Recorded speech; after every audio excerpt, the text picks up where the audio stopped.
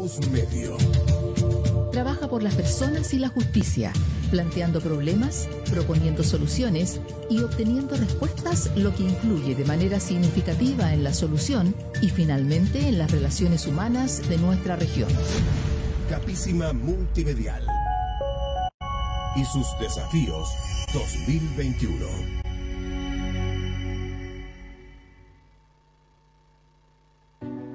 Siempre he soñado con que Arica sea una ciudad próspera, una ciudad pujante que brinde oportunidades para todos, para ese emprendedor o emprendedora que sueña con transformar su idea en realidad, para ese pequeño o mediano empresario que espera que esa realidad se transforme en una gran empresa, con una ciudad que se desarrolle y crezca en el comercio, servicios, turismo e industrias, pero también una ciudad que desarrolla innovaciones, que modifica las reglas del juego y que reinventa la forma de hacer las cosas. Una región empoderada que genera riqueza y crecimiento económico con personas que sientan pasión, entusiasmo y ese espíritu que necesitamos para darnos cuenta que ese camino está en nuestras manos.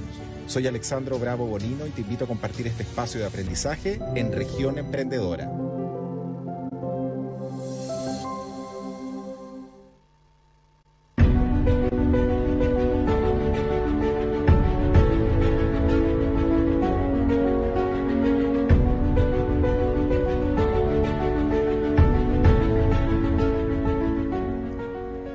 De la mañana en Chile y bienvenidos al 10º programa de Región Emprendedora, el que hemos diseñado con el propósito de generar un espacio de conversación y aprendizaje que permita, como siempre digo, traer esas conversaciones importantes del mundo a nuestra región y de la que esperamos que tanto emprendedores como comerciantes, microempresarios, pyme y cada uno de ustedes puedan aprender y enriquecerse con este espacio. También puedan participar haciéndonos llegar sus preguntas por las redes sociales para que podamos compartirlas con quienes hoy nos van a acompañar. El día de hoy, como todos los viernes, tenemos un programa que será de mucho aprendizaje, así que los invito a que compartan esta transmisión en las redes sociales. En el primer bloque tenemos a nuestro invitado desde Santiago de Chile, Juan Egaña, con quien conversaremos y aprenderemos sobre negociación en tiempos de pandemia.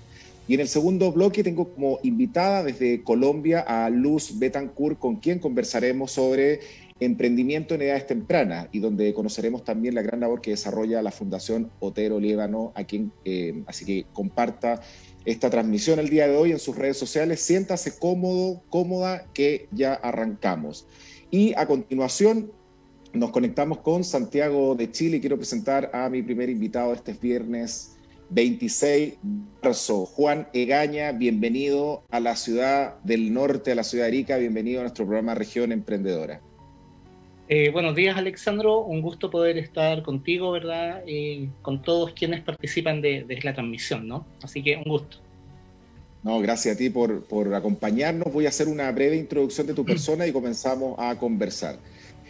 Juan es máster en mediación, negociación y resolución de conflictos de la Universidad Carlos III de Madrid en España. Es también magíster en estudios internacionales de la Universidad de Chile. Es licenciado en Historia de la Universidad Católica de Valparaíso. Es profesor titular de la Escuela de Ingeniería Comercial de la Universidad de Valparaíso. Cuenta con experiencia como investigador, consultor y profesor en programas académicos en América Latina en temas relacionados a resolución de conflictos y procesos de negociación. Entremos en materia, Juan.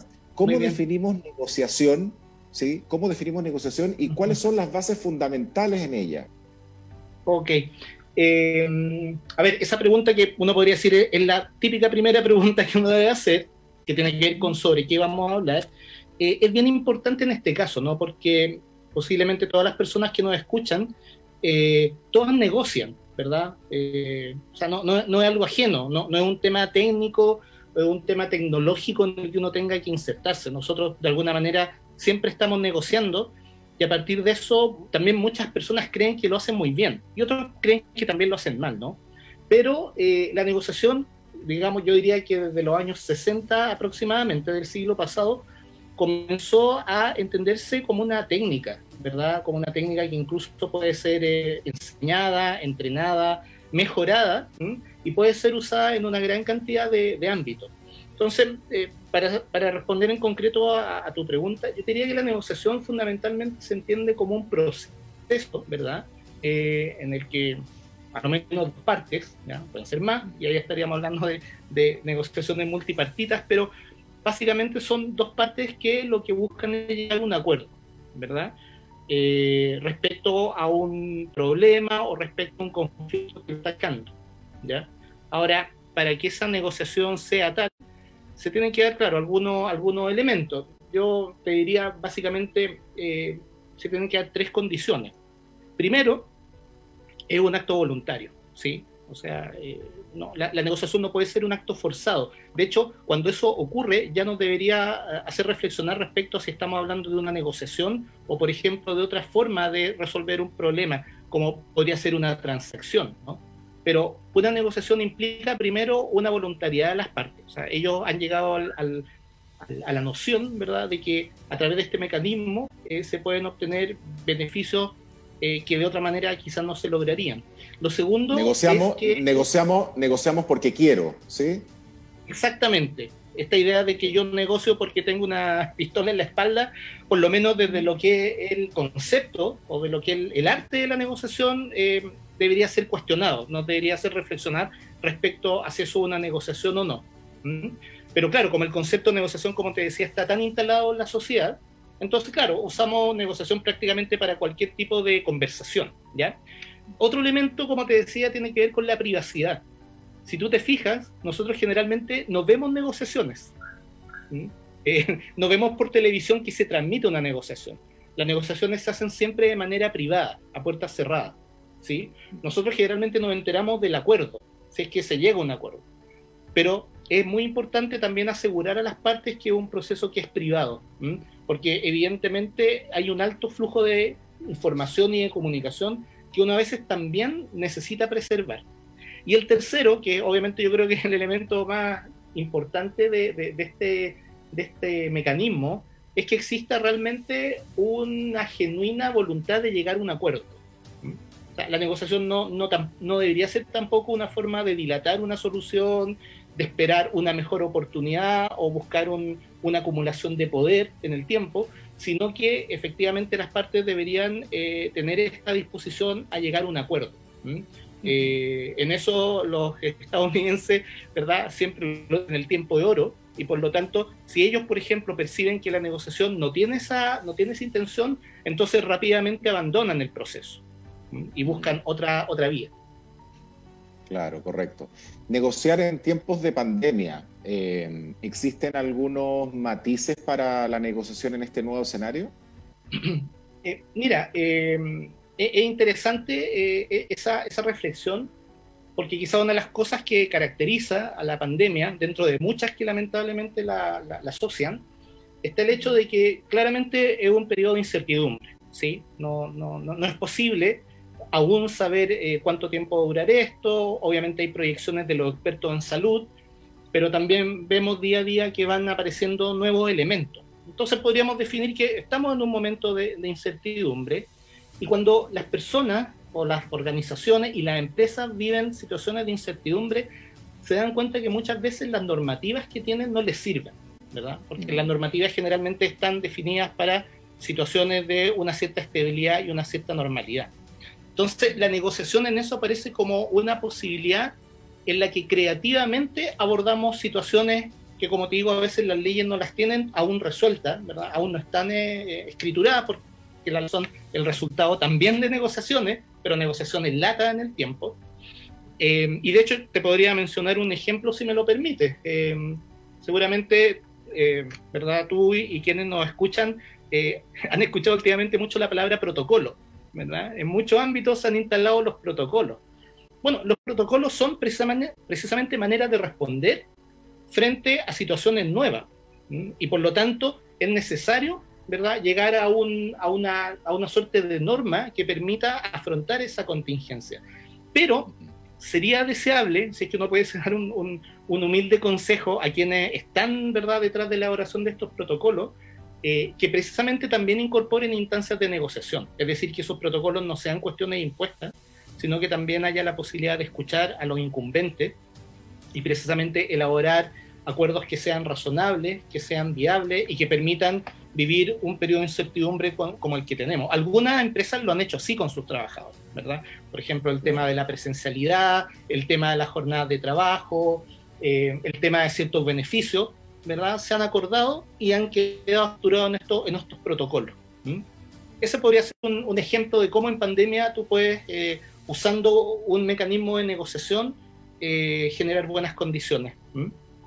¿Y qué es lo que realmente buscan las personas a la hora de negociar? Porque negociar entiendo que también es un proceso donde tenemos que llegar a un acuerdo y donde tanto la persona 1 como la persona 2 sienten o deben sentir que han logrado un propósito. No se trata de solamente yo ganar. ¿Qué es lo que realmente buscan las personas a la hora de negociar? Sí, mira, para ser bien también concreto, evidentemente que lo que tú buscas al negociar es mejorar una condición, ¿sí? Es decir, es pasar de un estado A a un estado B que sea mejor al estado A. Y esa es una pregunta que uno también se tiene que hacer dentro del proceso de negociación, porque debería actuar como una suerte de termómetro. La negociación como un proceso de intercambio, de comunicación, muchas veces puede hacer que tú pierdas el foco, el objetivo de lo que tú buscas lograr. Entonces es muy importante tener presente cuál es ese estado deseado que yo busco, porque la negociación, si es mal hecha, te puede llevar a una situación peor a la que anteriormente tenía, ¿sí? Y eso también es una explicación de por qué muchas personas o a veces muchas organizaciones no quieren negociar o evaden negociar, la ven con temor, ¿verdad? A veces se da un poco esta especie como de reflexión popular, ¿no? Mejor estar así, ¿ya? Insatisfecho, más o menos frustrado, pero seguro, ¿correcto? Claro. Porque la negociación sí implica, como te digo, una posibilidad de cambio. Y si la negociación es mal hecha, el cambio al que tú puedes llegar puede ser peor. Aquí aplico un poco este dicho de que a veces el remedio puede ser peor que la enfermedad. Y en eso tienes que tener muy clara la visión de lo que tú quieres obtener al término de una negociación. Exacto. Y con ello, ¿cuáles deberían ser las habilidades que deben tener los buenos negociadores? ¿Cuáles son esas habilidades claves? Sí. Bueno, también como tú sabes, Alexandro, porque es uno de los temas que también tú entiendo que abordas en tu programa, claro, es un tema de habilidades que, como sabemos hoy día, las habilidades que están asociadas con la gestión y con la innovación están siendo muy investigadas. Y sobre este tema también en negociación ha habido bastante investigación. Hasta hace no poco tiempo atrás se pensaba que un buen negociador era más que nada un buen orador, ¿verdad? Una persona con un buen uso de la palabra, de modo que lograra convencer, ¿eh? O conmover incluso. Y eso es sumamente importante, pero lo que se ha evidenciado en los estudios más recientes que hay sobre estos temas es que es tan importante saber comunicarse como saber escuchar, ¿verdad? Que el otro componente de la comunicación que a veces uno deja de lado. Es más, las personas que de hecho creen ser buenos negociadores o su entorno les ha dado esa condición de buenos negociadores, precisamente a veces tienden a exacerbar el uso de la palabra y no dejar escuchar a su contraparte. Y me parece, y la experiencia muestra, yo creo que mucho eso, quienes hoy día son realmente capaces de escuchar y luego actuar, ¿verdad? Y no primero actuar y luego escuchar, llegan generalmente a mejores resultados. Entonces, mira, paradojalmente el silencio también debería ser parte de una buena negociación. Las pausas, como se dice en el básquetbol, ¿verdad? Los tiempos fuera, el poder salir, conversar, reflexionar, entender lo que el otro está diciendo. Entonces también ahí hay una serie de técnicas, por ejemplo, el contrapreguntar, el parafrasear. Personas como tú que están en las comunicaciones eso lo entienden muy bien, ¿sí? Pero es interesante cómo cambia un poco ese estereotipo del negociador como esta persona que llena los espacios y todas las miradas se dirigen sobre él, versus esta persona que es capaz de escuchar, reflexionar. La literatura por algo dice que dentro de las mejores culturas negociadoras están las culturas orientales, ¿verdad? Japoneses, hoy día China. Y tú ves que son culturas que uno ve que son más bien reflexivas, que pareciera a ojos de un occidental que son más ensimismados, sin embargo son extraordinarios negociadores. Y es cosa de ver Exacto. Corea del Sur, ¿verdad? China, Japón, en fin, ¿verdad? Los países del sudeste asiático y el desarrollo que ellos han tenido en las últimas décadas. Exacto. Mientras hablaba se me venía una frase a la cabeza que decía, hablamos tanto que no se nos escuchan las ideas. que tiene que ver mucho con, estamos muy preocupados de hablar, pero no nos preocupamos tanto de comprender si la otra persona, si lo que la otra persona es lo que en realidad, porque vivimos, la comunicación tiene que ver mucho con interpretaciones. Los seres humanos vivimos en mundos de interpretaciones y los principales problemas que hay dentro de las empresas, dentro de los equipos, en las personas, en los matrimonios, tienen que ver con la comunicación, con lo que yo interpreto que la otra persona dice, pero es que yo pensaba que tú querías decir esto, que yo entendí, es que yo interpreté, y ahí se generan los quiebres. ¿Qué sucede si las partes dentro de sus objetivos no logran conseguir lo que buscan? ¿Qué voy a hacer si no alcanzo un trato? Ok, mira, esto también es bien interesante. Cuando uno, como tú me preguntabas al comienzo, cuando uno dice ¿qué es la negociación? Bueno, hay una definición, pero muchas veces uno dice, bueno, ¿la negociación qué es, verdad? ¿Es una herramienta, una metodología, es un arte, es una táctica? ¿Qué es? Bueno, nuevamente, si uno, digamos, va al rigor de lo que dice la teoría y también la práctica, la negociación es un mecanismo para resolver conflictos. Eso es. Es una herramienta para resolver conflictos. Entonces, una persona que negocia o una persona que está constantemente afrontando conflictos, como un emprendedor, ¿verdad? Alguien que está entrando en un nuevo negocio donde tiene muchísimos conflictos que afrontar, tiene que saber que la negociación es una forma de resolver conflictos, pero es una, ¿verdad? Hay otras. Entonces, nuevamente, ahí hay una cuestión, si tú quieres, un tanto cultural, en que a nosotros se nos ha enseñado que habitualmente las maneras de resolver conflictos son pocas. De hecho, en nuestra sociedad tú ves que frente a un determinado problema siempre surgen respuestas más o menos similares. O sea, frente a un problema social grave, uno escucha personas que dicen, no, aquí hay que aplicar la mano dura, ¿ya? Otros dicen, no, aquí hay que dialogar. Y si te das cuenta, después de esas declaraciones, como que no hay mucho más. Y uno podría pensar que, bueno, entonces los conflictos se resuelven desde el diálogo a la fuerza. Y en realidad no es así, ¿ya? Es muy interesante de repente ver experiencias educativas, por ejemplo, en países escandinavos, que son países que todos los estudios indican que tienen en general bajos niveles de conflictividad, ¿ya?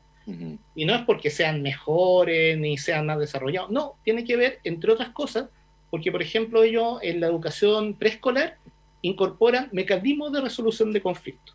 Eso en Chile también se está haciendo, se está haciendo de manera más reciente, pero tú ya puedes ver que incluso en niños de párvulo, ¿verdad?, en preescolares, ya se les enseña, por ejemplo, a mediar.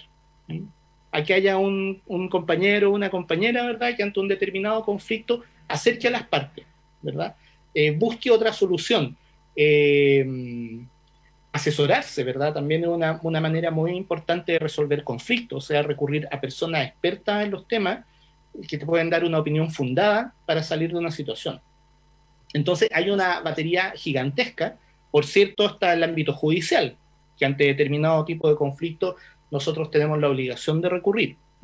Pero a veces, como te digo, el problema que se da con la negociación, como con cualquier otro mecanismo, es lo que te decía antes. Tú estás negociando, tú ves que el resultado ya se ve negativo para ti, y sin embargo tú persistes porque tú dices, bueno, ya estoy negociando, ya perdí, no hay más.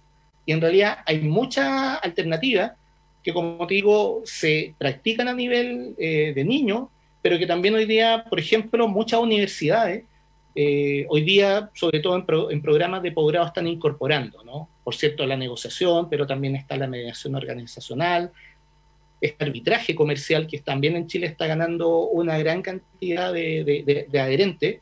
Interesante que muchos de ellos son abogados de profesión y por lo tanto incorporan también a su práctica legal esta posibilidad de generar pequeños juicios, mini tribunales también de manera privada y con muy buenos resultados para las partes. Entonces hay que investigar, como te digo, en una gran batería de mecanismos que existen para resolver conflictos.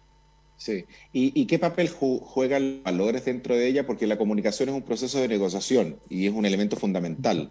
Pero los valores, me imagino que son fundamentales, porque los valores son esos principios que gobiernan mi vida y en base a esos valores yo tomo decisiones. Entonces, cuando a mí me ponen en una situación X, son mis valores los que de alguna otra manera me permiten tomar decisiones.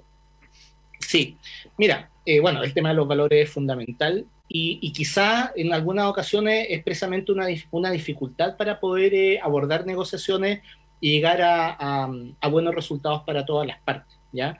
Dentro de todos los valores, digamos, tradicionales que uno podría mencionar, ¿verdad? La honestidad, la ética, el valor de la palabra empeñada, por cierto, hay uno que es crítico y que, en mi opinión personal, ya nosotros como sociedad, como país, tenemos que enfrentar, que es el problema de la desconfianza, ¿verdad?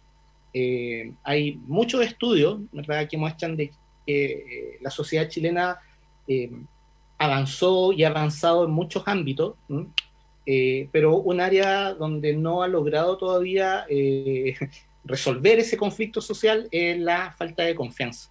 Entonces, en ese sentido, todavía seguimos una sociedad que aún le asigna demasiado valor, en mi opinión, excesivo valor, por ejemplo, a la firma, al timbre, ¿ya?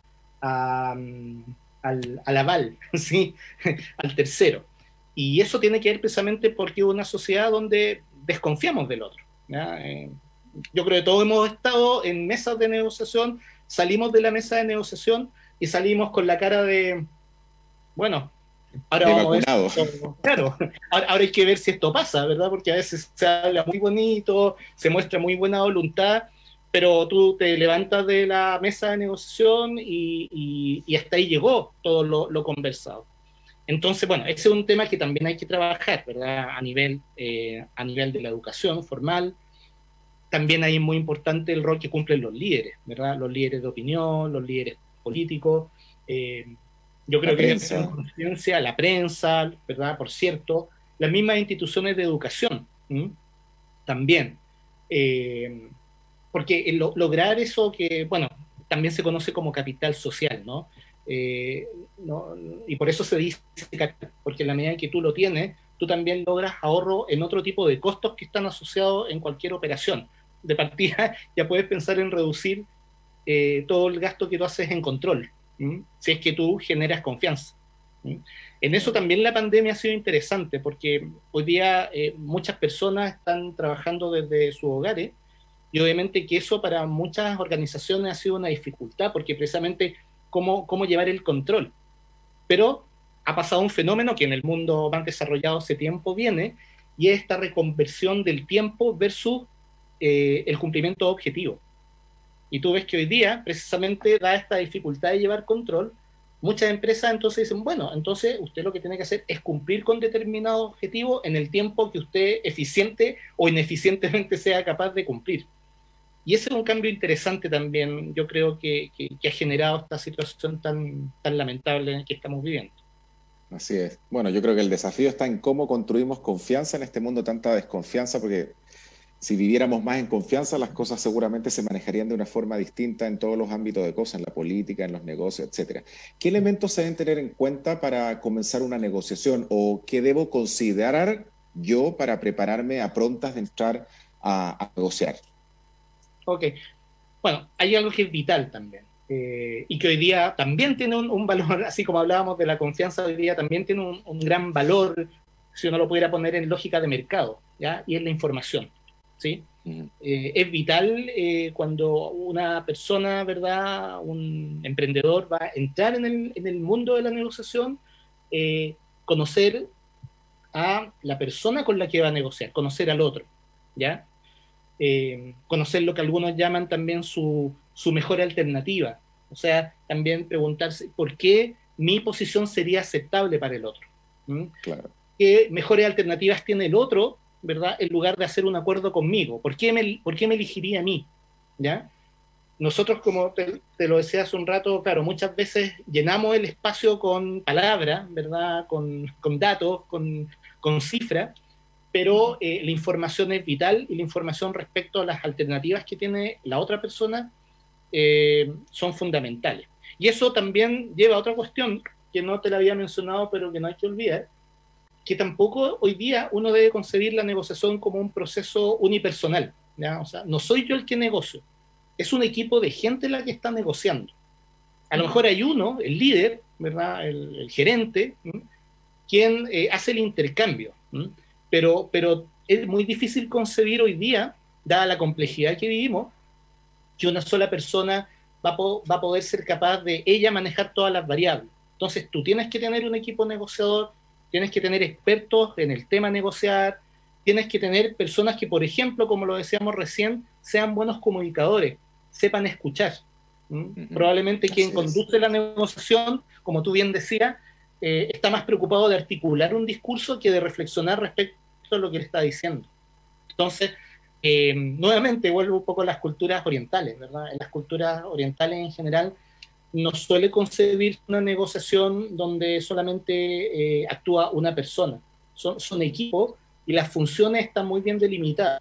Si tú te fijas en la práctica chilena, eso no suele darse. A lo más consulta, ¿no? Pregunta, pero pregunta muy a la rápida, pero después él asume. Él asume el triunfo, pero también debería asumir la derrota de no llegar a un buen acuerdo. Entonces, esa es una condición que es fundamental.